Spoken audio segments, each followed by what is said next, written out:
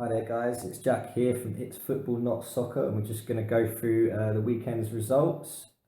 And we're just going to start off with obviously the biggest clash. Everyone's talking about it. It's the Chelsea-Arsenal game, and it's sort of Costa in the eye of the storm. Right now, I just want to get both Michael and Tope's views on the incidents, mainly the Costa incident, and just a quick thing of the overall pattern of the game. Well, I think it was potentially a great game that got ruined. I think both me and Tope said last week that we thought Arsenal was going to win, and obviously hold our hands up there. But I didn't say that, did I? Yeah, I think you did. Okay. I can play it if you want. Oh, no. But I know Chelsea was winning 1-0 when the incident happened, but a potentially great game when they went down to 10 men.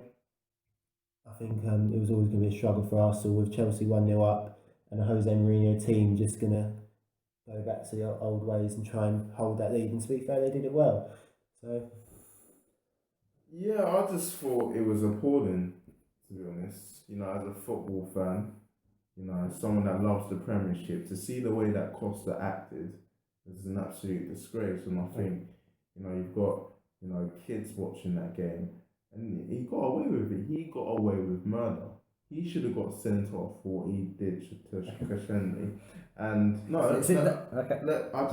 and the fact that Mourinho can, stand in that press conference and defend him, it's not something that, a great manager like Ferguson would allow.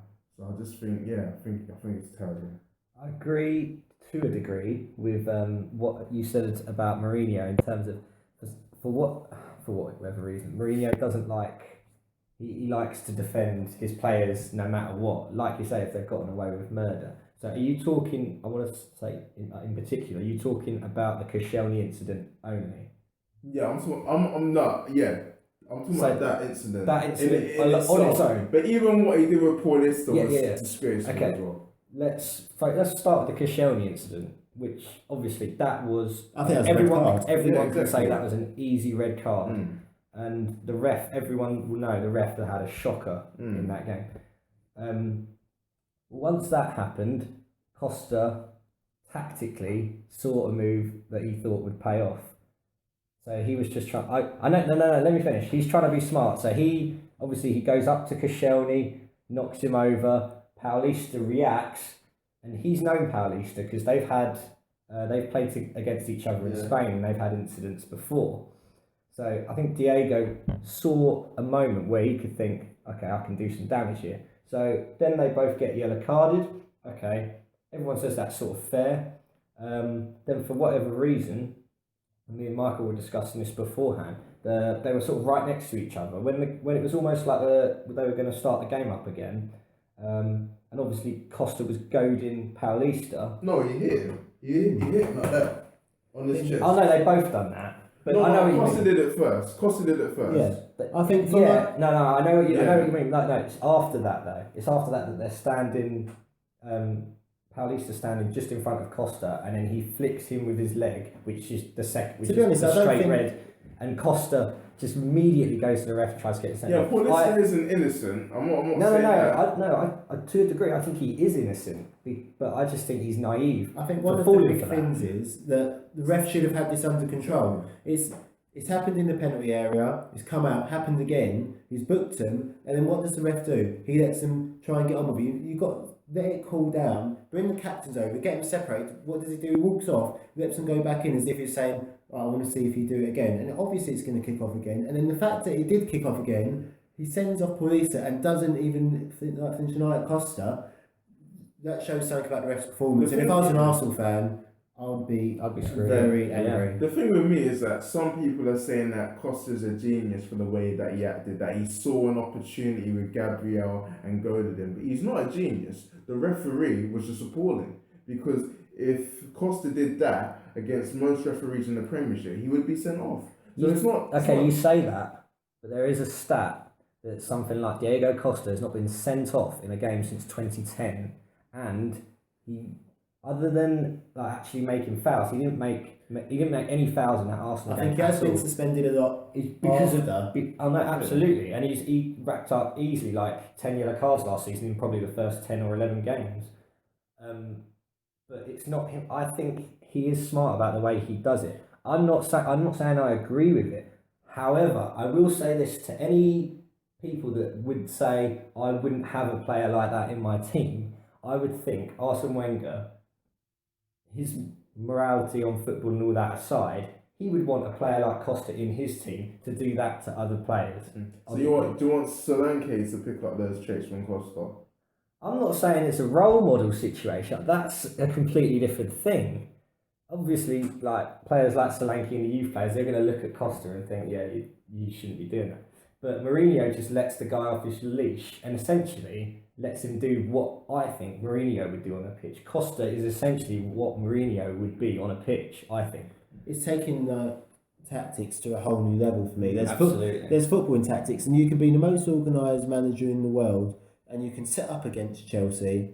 But then if you've got a player who, one thing I would say is, if you look at Koscielny, he's been in the league for years. Yeah. He didn't react. He got hit in the face 2 or 3 times, and he just played on. Absolutely. Paulista got involved. He's been in the league for a year. Maybe it's a bit hot-headed, and he got involved, which I can't defend him on that. He shouldn't have got involved. If he was clever, he would have let Costa been booked and just carried on with the game. Absolutely. So it's not all Costa's to blame, but you've got to give a bit of blame to Paulista. But you can be so organised, and if you come up against a guy like Costa who gets under the skin of some of your players, your whole game plan, and like he did for Arsenal, the whole game plan went out the window. And then I know they got another man sent off later on, which was was a fair send off, but the game changed. The game did change with that. If Arsenal went in at half time 1-0 down, 11 men, and Wenger had a good team talk, that game I think would have been a great second half, and Arsenal would have really gone for it, but the sending off changed it. In terms of the actual pattern of the game, I'll just talk very briefly on it. It was 0-0 up until half time, and the incident happened. So everyone was coming out second half 0-0. Arsenal were playing with 10 men. Obviously, it was going to be easier for Chelsea. But in that first half, Chelsea played exactly like they would in any type of game. Now, I know, Tope, how you talked before about the Community Shield and how Arsenal maybe don't have that fear of Chelsea like they may have done previously. But it was the exact same type of Arsenal display that I would have expected. Yeah. Chelsea soaked up the pressure, they hit them on the counter, and then the goal, lo and behold, it was like a little set piece. It was a Fabregas ball over the defence, and Zoma was there at the back. You know, it's classic Chelsea Arsenal. It was, I thought Arsenal learned from these mistakes. You know what I mean? I thought, with the Community Shield win, and even last season when they beat Man City, and they, they had a defensive display. They didn't have all the ball possession. No, I completely agree. And so I thought they would have learned from their mistakes. I thought, they've got attacking players. They've got your Sanchez, your Ozils, your Walcourts, your Giroud, your Chamberlains, your Carzolas. I thought, you know what? They'll smell blood. They'll see that Chelsea are weak, and then we can go at them, and then we can win. And we can win at the bridge. But they just let their fans down. And obviously, I'm not a fan of Arsenal, but watching it, I felt a bit let down. Like you said before, I mean, Arsenal probably, this was their moment to beat us, at Stamford Bridge. This was probably their best moment to beat us in the league, beat Mourinho, and they didn't take it. Obviously, we know Costa and the incident played a big part in that. But overall, I think Chelsea would have won comfortably. I said last week. It shows that you can't write Mourinho off and you can't write Chelsea off, and I think now it's a springboard for them. Well, so next week I'm sure we'll see a better Chelsea as well. 2 wins in a week. Yeah. I don't think it's over the hill though. I don't think, their bad performances. I don't think that can be, washed away with this Arsenal performance and that game. I do think this is a massive confidence boost for him though. Did you watch the whole thing? Did you see there was a difference? There was a pressing, there was a tempo, and there was Hazard looking like himself again, which made an absolute change despite his horrendous penalty miss in midweek. But Ivanovic isn't the Ivanovic he was last season or the season before. I will agree with that, absolutely. And I think that, this could be papering over the cracks, and I think we'll see in the next few weeks how Chelsea, respond and if they can actually be title contenders. Absolutely. Enough about Chelsea anyway. We're going to move on. Let's have a look at one of the other games. Bournemouth against Sunderland. That was 2-0 Bournemouth with an absolutely magnificent Matt Ritchie goal. Lads, tell me about it. It's a win for Bournemouth. I think it's the games that they look at when you want to think about staying up. Home to Sunderland is a game that you need to be winning, and they've gone out and they've won. and like you said, some very good goals in the game, and I think it deserved to win. Yeah, no, I agree with you. So what, you actually think that's a game, that's like a game they should win? I think if you want to be staying up, and if you want to stay up in the Premiership, firstly, Sunderland are going to be a contender, so you need to beat the teams around you. But I think there's games in the season that you will earmark for 3 points, and I think a Sunderland at home is a game that you'd say. Is that because of their form and how they play the city, or do you think just in general? I think Sunderland at home, they haven't got a good away record. I think it's a team you need to be beating. They've got to beat the teams around them. I think that's sort of first and foremost is they win the home games around and against the teams that are around that sort of area, bottom table. Yeah. And Sunderland are definitely one of them. Everyone marks them as relegation favourites every year. Somehow they keep avoiding it. They may do it again this year. Who knows? Let's have a look at another promoted team that got a win. That's Watford. Watford looking strong. So what you said, got to beat the teams around you. I think Newcastle, they're in transition this season with a new manager, and I think they're going to struggle this season. And I do think they'll have enough to stay up, but they're going to be around that relegation zone. So they need to be beating teams like Watford. But Watford, great result, great away win, and continuing on the great form they've had this season so far. Again, I think it's that link-up play when I watched the highlights, seeing Deeney and Igalo. Deeney playing the ball through for him. That Igalo looks like a good bet. 3 goals in 2 games? 3 goals in 2 games, yeah. Wow, no, looks good. My fantasy. Well, that's it. But no, Watford are impressing me. Although they did concede 1 goal, normally their defence has been solid, so to be fair, as long as you score 1 more than the other team, well, I think that's how Bournemouth do it. Just going back to Newcastle very quickly, it just looks like, unfortunately, it might be the same old story for them each year, and this year it could potentially be relegation for them. The one thing I would say about them, their manager this season and the owner as well, seem to has allowed the managers to spend a bit of money. So he's brought some new players. So I think McLaren said, judge us after 8 games or judge us after 10 games. He said, so I'm going to trust him with that. And then after 8 games or after 10 games, we'll see where they are. I think they've got some games that they can win. I think they need more fighters in their squad. I think after this we're going to talk about West Ham's result against Man City, and you think of West Ham, you think of players they've got like Mark Noble, someone who wears his heart on his sleeves, wears the Winston Reid, exactly.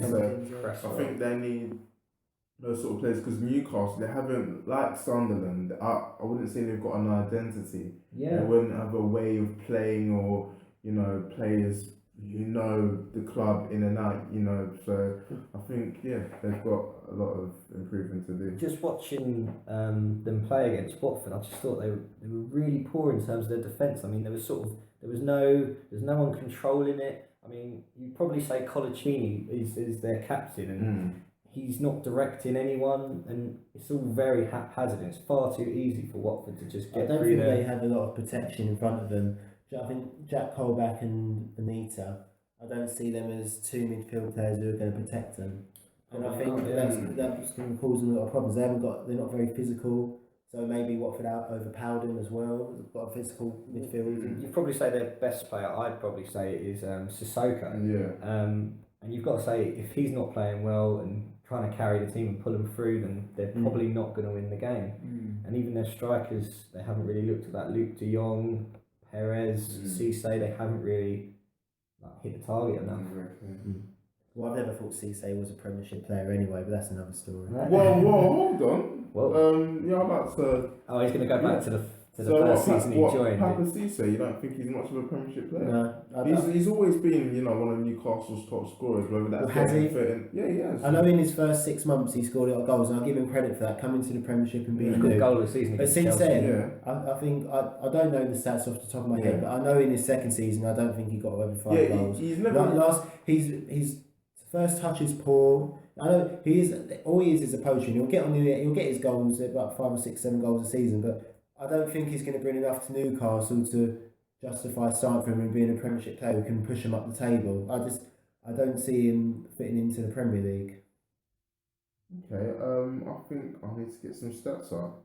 Why don't you get the stats up? We'll come back to that a bit later, but let's talk about some other games, then we'll talk about that. Talk about the big upset of the weekend, and that's Man City West Ham. Yeah, that was, West Ham, away, they were at the Etihad.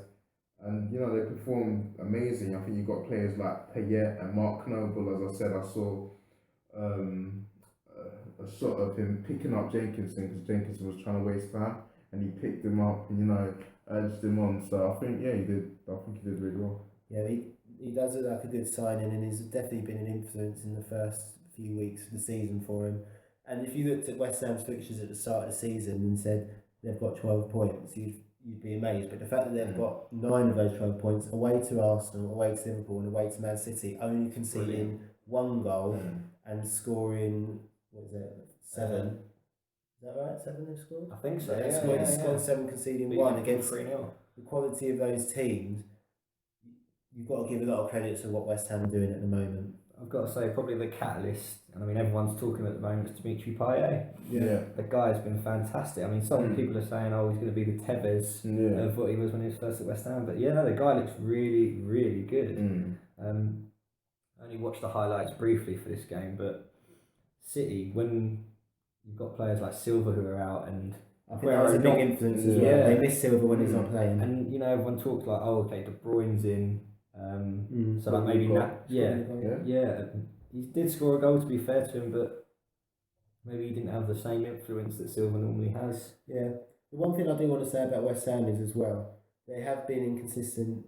They've lost at home to Bournemouth and Leicester so far this season, so I don't want to get too carried. It's easy to get carried away with them because they're great results. But over the next 2 weeks, I want them to see how they go and see maybe pick up another 3 or maybe 4 points from their home and away game. Well, this is it. I mean, it's all right saying, I can beat Man City at the Etihad, but if you're losing at home to Bournemouth or Newcastle, then it's not good enough. You might as well not bother.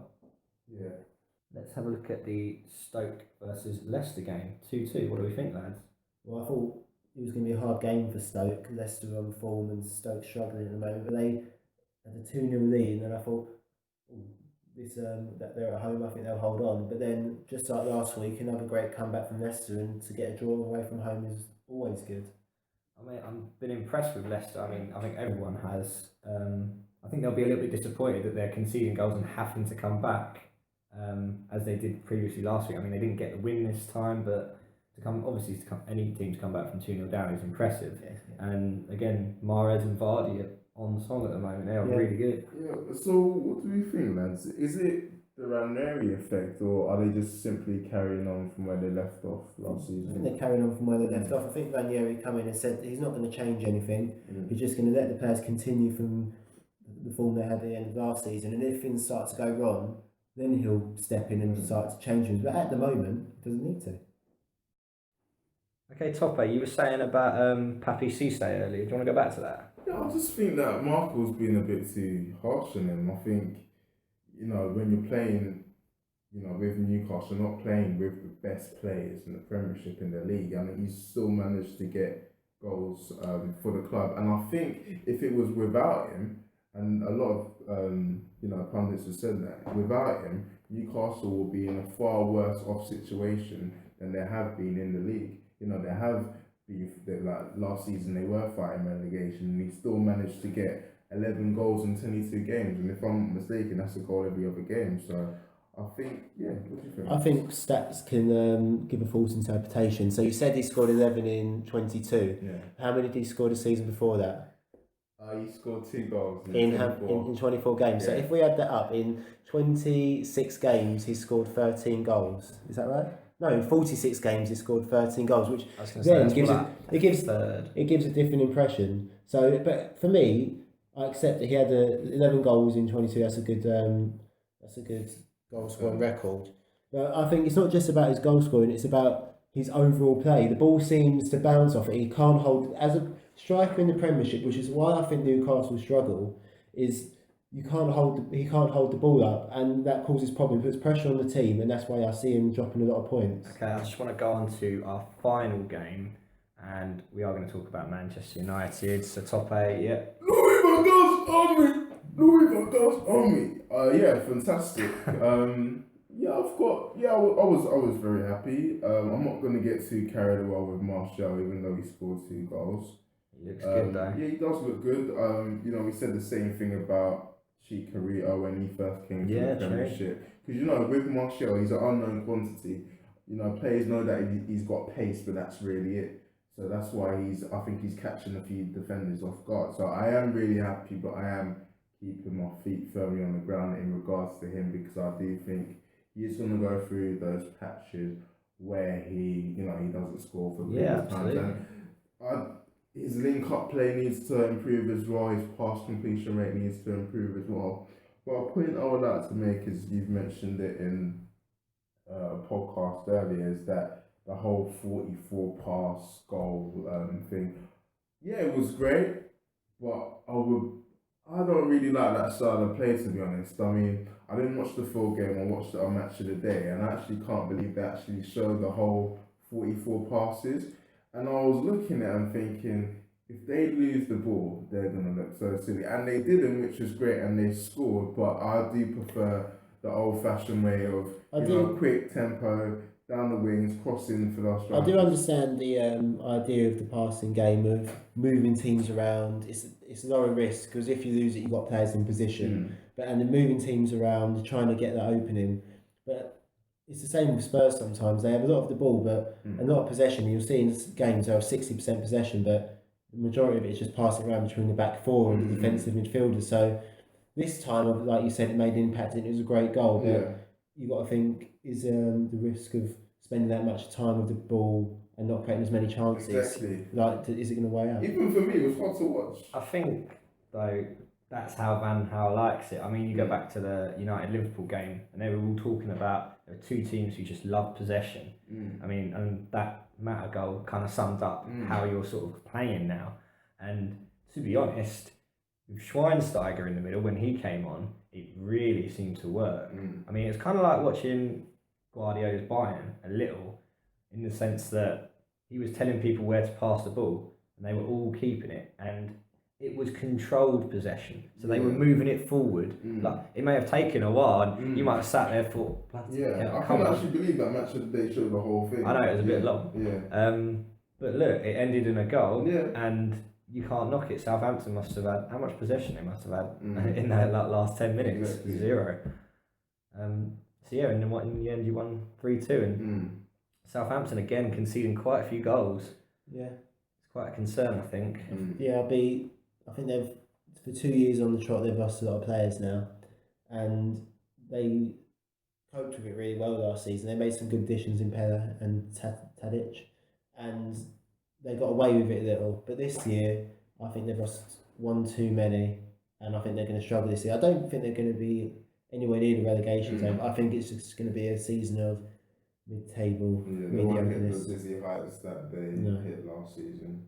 Okay, guys, that's it for this week. So we're just going to wrap up very quickly. So don't forget to like, subscribe, and comment. And yeah, have a good night, guys. Yeah. See you later, guys.